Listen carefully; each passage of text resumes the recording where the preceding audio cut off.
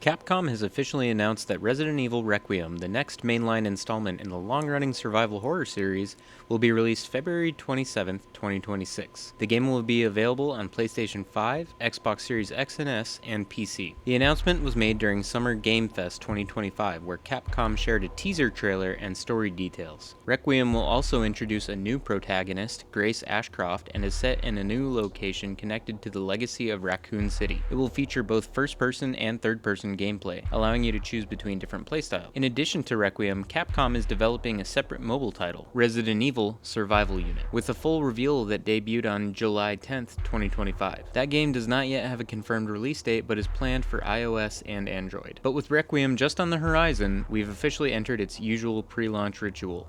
Excitement, speculation, and inevitable outrage. Nothing dramatic, just the standard cycle of questioning every creative decision Capcom makes. Here's what raised eyebrows so far. Grace Ashcroft, an FBI agent, a fresh face, and apparently a personal attack on anyone who's ever played Resident Evil 2. And here we are collectively holding our breath, hoping that Leon Kennedy will break through the wall like the Kool-Aid Man and reclaim the lead. The issue isn't really Grace, it's that the series keeps introducing new characters when half of us still want closure on Jill's story from Resident Evil 3. Legacy nostalgia runs deep, and I know I'm not thrilled about having to invest in yet another backstory. The secondary concern is Grace just a half-assed attempt at diversity by yet another company hoping not to get canceled? Alongside Requiem, Capcom announced Resident Evil Survival Unit, a mobile RTS. It was marketed as a bold new direction, or better yet, pay to win, or loot boxes disguised as herb packs. And just to be fair, Capcom hasn't confirmed any aggressive monetization. But in a post-Diablo Immortal world, announcing a mobile spin-off is a bold move. Yes, we are seriously going back to Raccoon City.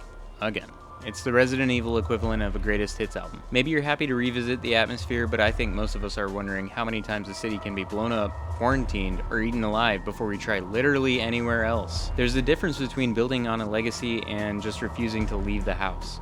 This feels dangerously close to the latter. Requiem features both first-person and third-person gameplay. An ambitious move, or depending on who you ask, an identity crisis with a camera toggle. It's being framed as player choice, or does it just signal a lack of confidence in committing to one clear style? Yeah, I think so. Then there's the practical concern. Designing for two perspectives is notoriously hard to balance, so the big question is whether it'll feel seamless or like two different games trying to share the same body. None of these concerns are catastrophic, and frankly, most of them are familiar territory. A new character, a mobile game, reused settings, a shifting camera, Capcom's been here before. The real controversy isn't whether Requiem will deliver, it's whether the franchise can evolve without stepping on the toes of its own legacy. And if nothing else, at least the inventory system will probably still slap.